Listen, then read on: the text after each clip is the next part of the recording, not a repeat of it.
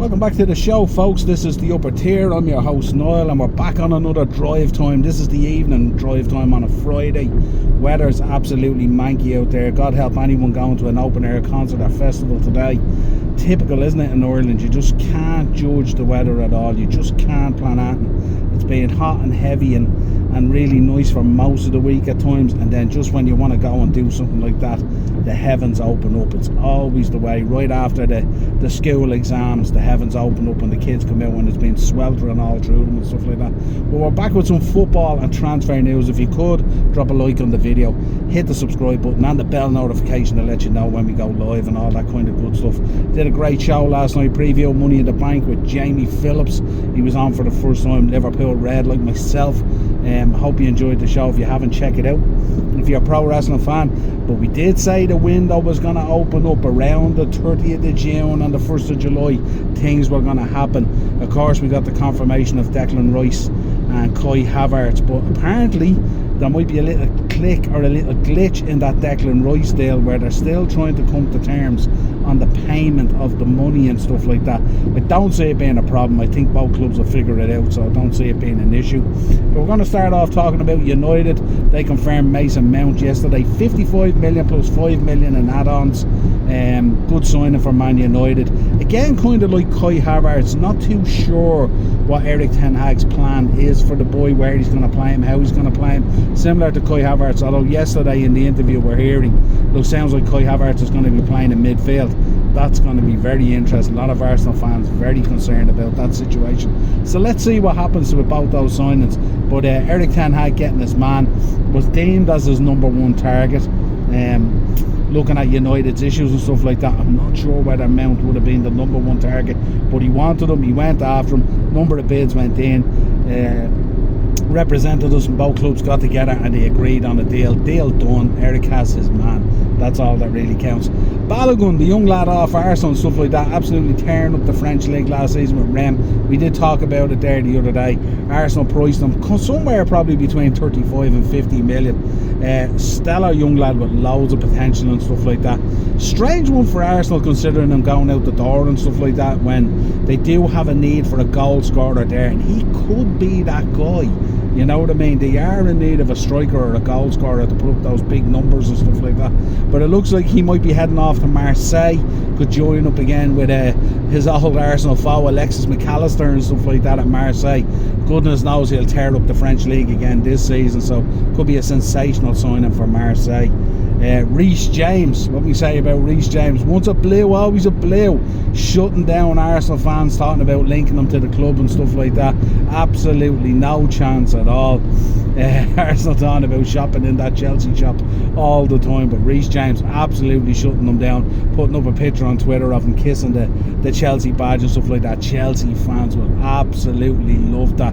I said it already, this lad is a future Chelsea captain, no doubt about it. Sensational player as well. Had a tough season last season at times, blighted with injury and stuff like that, but he's going to come back this season absolutely strong as an ox. Let's see what happens there, you know. Patrick Vieira sounds like he could be on his way to managing Strasbourg. Interesting dynamic here, top Bowley's other team and stuff like that. So Patrick Vieira potentially manages the team under that Clear Lake umbrella with Todd Bowley as his gaffer. Very, very interesting. Vieira, of course, an ex-Arsenal man and stuff like that. Florian Malouda, we have to talk about Florian Malouda. Kind of a Chelsea feel today about the show, but Florian Malouda has been commenting on Kai Havertz going to Arsenal, and he thinks that this may be a huge mistake by Chelsea again, and he compared it to the mistakes they made with Kevin De Bruyne and Mo Salah. Interesting from Florian Malouda, sensational player, of course, at Chelsea. But that's, he's been comparing. He goes, are Chelsea going to look back at this in 2 and 3 years time, and are we going to see another kind of KDB Mo Salah situation again? So he's expressed his views on it and stuff like that. Liverpool released their away kit today. The goalkeeping kit, I think, is absolutely sensational. The black with the pattern on the green looks absolutely sensational. Having said that, anything's going to look sensational on Alisson Becker anyway. That man with that mature beard and all looks the business. But the team kit, the green with the white, shades of the 96 one, although the 96 one is a nicer jersey, but this one's kind of weird. It looks like one of those Minecraft sweeper type things, and I don't know, you got to look at Nike and think, like, they're making New Balance and Warrior look good, you know what I mean? It's just some of the designs have been so disappointing. I do like the red one this year, with the white round neck and stuff like that. Already got mine all set for the season, but I'm not sure whether I'll be pushing the button on this away kit, but I think I'll definitely get that Alisson Becker jersey. That one is absolutely sensational. Let us know what you think on it. Hakim Ziyech, again, Chelsea again. Looked like he was on his way to Saudi, did a medical, failed the medical, and this is on the back of supposed to be exiting the building in January, going to PSG, and there was a whole paperwork malaise, absolute disaster and stuff like that. But here's a second move he's failed on. He hasn't made it a secret at all that he wants out of the club, and the club haven't made it a secret either that they want rid of him. But it looks like he's not going to be going anywhere soon. We haven't had the detail in terms of the medical and what's going on there and stuff like that, but we'll wait and see what comes out. But for the moment, it looks like Hakim Ziyech's move to Saudi, that dream move that he wanted, doesn't look like it's going to happen anytime soon. Saudi also continue their attempt on world domination in football at the moment. Bobby Firmino confirmed today his move. They're chasing the boy Jota off Celtic. Looks like that's going to be confirmed. And they also bought the big man in from Inter Milan, Brozovic, as well. So they're bringing in some stars. I tell you guys, the way this is all unfolding with this Saudi league at the moment, I think I'm going to be tempted to watch it. It could be very, very exciting. Other news coming out from Israel, Maccabi Tel Aviv. We know Robbie Keane has taken over there as manager, but he has brought in the man, the king of the throw-ins, the one Rory Delap has come in as his assistant. That's actually his first signing. Let me know your thoughts on this. For all you kind of maybe older fans and stuff like that, you'd remember Rory Delap. The man had unbelievable throwing, just be able to throw the ball right straight into the box, and kind of started that trend as well. It certainly wasn't a thing that teams were doing until we seen Rory Delap doing and stuff like that. So let us know your thoughts on that. Robbie Keane, managing in Israel, did a press conference there the other day and had to face down a lot of questions and stuff like that, and he very quickly shut it down and said, folks, I'm here for the football, I ain't here for the politics. And that's the way to shut that down at that press conference the other day. But announcing today, Rory Delap in, the king of the throw-ins. Let us know your thoughts on that as well. And interesting. Rio Ferdinand has been talking, not happy at all with the treatment of David De Gea. I kind of don't know what to think about this. I think United, with the way everything is unfolding and stuff like that, I think it's just David De Gea. It's kind of like a victim of circumstance. I understand if he's leaving the club. It looks like United want him gone. They've taken back the original offer of the contract. They've issued a new contract which even has worse terms on it and stuff like that. Looks like he's not going to pick it up, and he's probably going to head off. He'll probably end up heading back to Spain or Saudi or something like that. But it looks like they'll part ways. But there's a lot of talk about how, you know, he didn't get a send-off and stuff like that. I'm not too sure towards the end of the season whether they were going to get rid of David De Gea, because the goalkeeping situation, while it was something that needed to be looked at, especially for Erik ten Hag wanting to play out from the back in that style and all, I don't think it's something they had in their immediate future. They've also, I think, turned around to David De Gea and said, look, you're probably going to be number 2, you're not going to be number 1 anymore and stuff like that and all, and that's tough for any player to take. But let us know your thoughts on it. Rio coming out and talking about it. Liverpool, out of nowhere, out of the blocks again, straight into RB Leipzig. Carvalho has confirmed his loan move there, but they seem to be in for this boy, the Hungarian boy, Dominic Soboslai. I think that's how you pronounce it. If I haven't, don't come at me. The boy looks a sensational player and stuff like that. You know, scores goals, assists, very creative, big lad, very strong. Has played on the left wing, has played on the right wing, could play in the 10 in midfield, played in a number of positions and stuff like that. which is something that Klopp might be looking at, needing some sort of a versatile player. So long as he has a plan for the guy and he's not just bringing in a versatile player to have a versatile player, basically.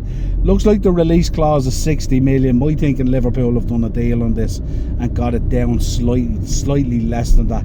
My thinking maybe 50, 55 and stuff like that. But they've come in on the back of him being linked with Newcastle and a number of other clubs. I think Man City were interested in him as well. But he looks like he's going to be coming to Liverpool, and he's going to be our second signing of the window in there with McAllister.